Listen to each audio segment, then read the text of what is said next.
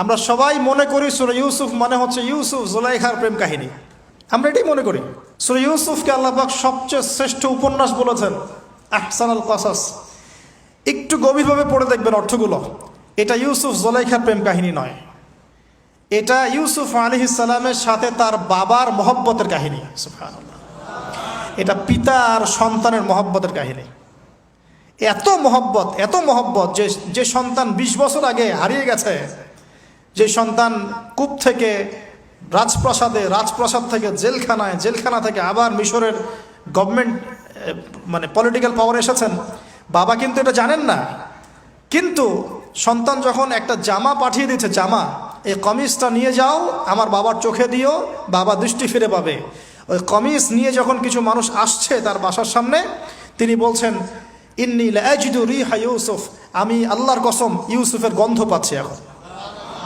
এটা মারা বুঝতে পারবেন সন্তানের গন্ধ পাওয়া যায়, বাবারা বুঝবো সন্তান মায়েদের আমাদের ছেলে মেয়েদের গন্ধ আমরা বুঝি, এটা আমার ছেলের গন্ধ, এটা মেয়ের গন্ধ। ইউসুফ আলাইহিস সালামের কামিজ আসছে 1200 মাইল দূর থেকে, আরও বেশি বা কম হবে, আর এখানে তার বাবা গন্ধ পাচ্ছেন, মহব্বত। এই কথাটা, এই আয়াতটা আসলেই চোখ দিয়ে পানি বের হয়ে যাবে। ইন্নী লাআজিদু রিহা ইউসুফ, আমি ইউসুফের গন্ধ পাচ্ছি। আর মানুষ বলছে আপনি পাগল হয়ে গেছেন, কতদিন আগে ইউসুফ চলে গেল, আপনি ইউসুফের কথা বলতে বলতে বলতে বলতে চোখ অন্ধ করে ফেললেন কাঁদতে কাঁদতে, এখন বলছেন যে ইউসুফের গন্ধ পাচ্ছেন। সুবহানাল্লাহ। তো সূরা ইউসুফ পিতা আর সন্তানের প্রেম কাহিনী, মহব্বতের কাহিনী, ট্র্যাজেডি লাইফের। ভাইদের ষড়যন্ত্রে চলে গেলেন কূপে, কূপ থেকে রাজপ্রাসাদে, রাজপ্রাসাদ থেকে জেলখানায়। জেনার আহ্বান করছে তাকে, তিনি বলছেন মাআযাল্লাহ, আমি আল্লাহর কাছে আশ্রয় প্রার্থনা করছি। এখানে আমরা সূরা ইউসুফ পড়তে গিয়ে ইউসুফ আলাইহিস সালামের বাহ্যিক সৌন্দর্য নিয়ে কথা বলি, তার চরিত্র তার বাহ্যিক সৌন্দর্যের চেয়ে অনেক বেশি সুন্দর।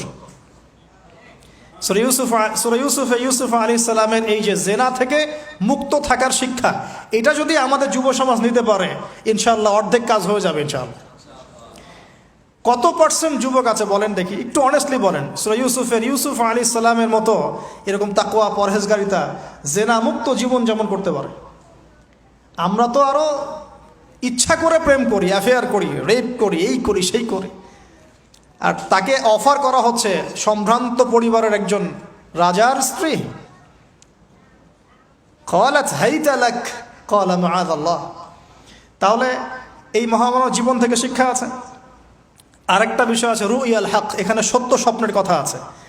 তাই যারা বেশি পরহেজগার হবেন আপনারা কিন্তু সত্য স্বপ্ন দেখবেন এবং স্বপ্নের সত্যতা ডিনাই করবেন না। শেষ জামানায় মুমিনের স্বপ্ন বেশি বেশি সত্য হবে। যদি সত্য স্বপ্ন দেখেন, ভালো স্বপ্ন দেখেন, প্রিয়জন কোনো প্রিয় মানুষকে বলবেন। যদি দুঃস্বপ্ন দেখেন, খারাপ স্বপ্ন দেখেন, কাউকে বলতে যাবেন না। এখানে পড়লে আপনি দেখবেন কাফেরের স্বপ্ন সত্যি হয়েছে। আরেকটা স্ট্র্যাটেজি আছে সূরা ইউসুফে, এর আগে একটা লেকচারে বলেছিলাম। ইউসুফ আলাইহিস সালাম এমন অর্থনৈতিক পরিকল্পনা গ্রহণ করেছিলেন যার ফলশ্রুতিতে মিশরের লক্ষ লক্ষ মানুষ দুর্ভিক্ষ থেকে বেঁচে গেছে। সুবহানাল্লাহ। তাহলে এখনকার আমাদের পারিবারিক ক্ষেত্রেই হোক, সোশ্যাল বা ওয়ার্ল্ড অ্যাফেয়ার্সই হোক, ওই ইকোনমিক পলিসি যদি লঞ্চ করা যায় ইনশাআল্লাহ তাআলা দেখবেন জনগণ না খেয়ে মরবে না। আর এই কথাটা আমি সবাইকে বোঝাতে পারি, বাংলাদেশের মানুষকে বোঝাতে পারি না। কারণ ইউসুফ আলাইহিস সালাম এখানে 7 বছর মেয়াদি একটা পরিকল্পনা নিয়েছেন। অপচয় করো না, যতটুকুতে কাজ হয়ে যায় এতটুকু ব্যবহার করো, বাকিটা সেভ করো। দুর্ভিক্ষ সামনে আসছে, তখন ইনশাআল্লাহ বেঁচে যাবে তোমরা। তাহলে সূরা ইউসুফ থেকে আমরা শিখলাম কি? রুইয়াল হক, সত্য স্বপ্ন, ক্যারেক্টার। আমরা শিখলাম এখানে চরিত্র পবিত্র রাখার ব্যাপার, শিখলাম পারিবারিক বাবা সন্তানের মহব্বত। এক্সট্রাঅর্ডিনারি মুসলিম হতে হলে এগুলো দরকার আছে।